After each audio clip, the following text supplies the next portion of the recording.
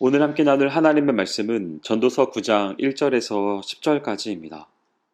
2절을 보면 모든 사람에게 임하는 그 모든 것이 일반이라 의인과 악인, 선한 자와 깨끗한 자와 깨끗하지 아니한 자, 제사를 드리는 자와 제사를 드리지 아니하는 자에게 일어나는 일들이 모두 일반이니 선인과 죄인, 맹세하는 자와 맹세하기를 무서워하는 자가 일반이로다라고 표현하였습니다. 여기서 전도자는 일반이라는 용어를 3회에 걸쳐 사용하면서 의인과 악인, 선하고 깨끗한 자와 깨끗하지 않은 자, 제사를 드리는 자와 제사를 드리지 않는 자, 선인과 죄인, 맹세하는 자와 맹세하기를 무서워하는 자 등 사람의 생각에 매우 큰 질적 차이가 있다고 여겨지는 사람들이 실상 별다른 차이가 없으며 그들에게 임하는 것이 동일하다고 지적합니다. 여기서 전도자가 상반된 삶을 사는 것처럼 보이는 서로 다른 부류의 사람들을 이처럼 일반화시키는 것은 3절에서 언급하고 있듯이 죽음이라는 인간의 궁극적인 운명을 놓고 볼 때 그러하다는 것입니다. 그러나 이는 단지 죽음의 문제에만 적용되는 일이 아닙니다. 세상에서의 일상적인 삶에 있어서도 마찬가지입니다. 이는 어쩌면 당연스러운 것인지도 모릅니다. 여러분, 만약 이 세상에서 하나님을 믿는 자들은 모든 일에 잘 되고 죽음도 당하지 않으며 반면 믿지 않는 자들은 세상을 그야말로 지옥처럼 살며 그 목숨도 단명하고 비참하게 죽음을 당한다고 생각해 보십시오. 아마도 믿지 않는 사람은 하나도 없을 것입니다.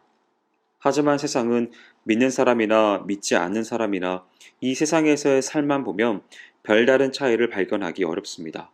아니, 오히려 하나님을 믿고 신실한 성도로 살아가는 것이 오히려 더 힘들고 어려운 것처럼 보입니다. 오히려 믿는 사람들이 더욱 피해를 입거나 고난을 당하는 경우가 다반사입니다. 악인들보다 형통한 삶은 살지 못한다 할지라도 그들보다 못한 삶은 살지 말아야 할 것인데 현실은 오히려 그 반대일 경우가 많은 것입니다. 그러나 참된 성도는 이러한 현실 앞에서도 초연할 수 있는 믿음을 지니고 있습니다. 왜냐하면 성경이 가르치는 바 하나님을 믿고 예수 그리스도를 구주로 영접하는 것은 결코 이 세상에서 보다 많은 것을 가지고 많은 것을 누리며 형통하고 장수하기 위한 것만이 아니기 때문입니다. 참 신앙인이 추구해야 할 바는 안개와 같고 그림자처럼 덧없는 세상의 부귀영화가 아니라 이것과는 비교조차 할 수 없는 영원하신 하나님의 나라와 그 안에서 누릴 큰 복락을 알고 그것을 소유하기 위함인 것입니다. 이러한 믿음을 가진 자라면 이 세상에서 믿음이 없는 자보다 조금 못 살고 그들에게 멸시를 당하거나 부당한 대우를 당하더라도 결코 슬퍼하지도 낙심하지도 않습니다. 만일 그것이 의를 지키고 불의를 멀리함으로 당하는 것이라면 도리어 기뻐하고 감사할 것입니다. 그러나 오늘날 신앙인이라 자처하는 많은 사람들이 이와는 거리가 먼 삶을 살고 있습니다. 그들은 신앙생활을 하고 있지만 세상에서 조금도 손해를 보려 하지 않고 있습니다. 의로운 삶을 살기 위해 세상에서 손해를 보는 것, 곧 경제적인 어려움이나 삶의 어려움을 감수하려 하기보다 신앙 양심을 버리고 악을 행하고 거짓을 행하는 것을 택하며 사는 것입니다. 심지어 그들은 신앙 자체까지도 세상에서의 풍요와 번영을 위해 버릴 준비가 되어 있는 것입니다. 그러나 성도 여러분, 우리가 이 악하고 모순된 세상, 부조리하고 거짓된 세상 가운데 하나님의 백성으로 부름받은 것, 성도로 부름받은 것은 결코 세상에서의 풍요와 번영을 위한 것이 아닙니다. 물론 신앙생활을 하면서 동시에 세상에서 번영할 수도 있으며 하나님이 물질의 복을 주심으로 다른 사람보다 잘 살 수도 있습니다.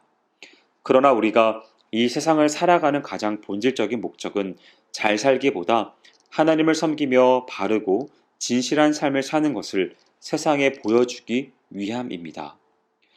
설령 손해를 당하고 불이익을 당한다 해도 그것이 신앙을 위한 것이며 정직과 진실, 의로운 삶을 위한 것이라면 마땅히 감수해야 하는 것입니다. 성도 여러분, 혹 이 세상에서 며칠이나 더 살았는지, 돈을 얼마나 더 가졌는지, 얼마나 많은 반찬을 놓고 먹었으며 얼마나 비싼 차를 타고 다니는지, 혹 얼마나 좋은 집에서 살았는지에 마음을 두고 살진 않으셨습니까? 그런 것에 마음을 빼앗기지 마십시오. 부디 이 세상에서 평안하든 환난 가운데 있든 궁핍하든 부하든 이것과 상관없이 신실하게 하나님의 나라를 바라보고 하나님의 뜻을 행하며 살아가시기 바랍니다. 잘 살기보다는 바르게 사는 것을 추구하기 바랍니다. 그리고 세상에서 손해를 당하고 불이익을 감수한다 해도 결코 신앙에 있어서 또 신앙적인 삶에 있어서 흔들리지 마십시오. 그것이 의로우신 하나님을 섬기는 의로운 성도가 추구해야 할 참되고 온전한 삶의 면모이기 때문입니다.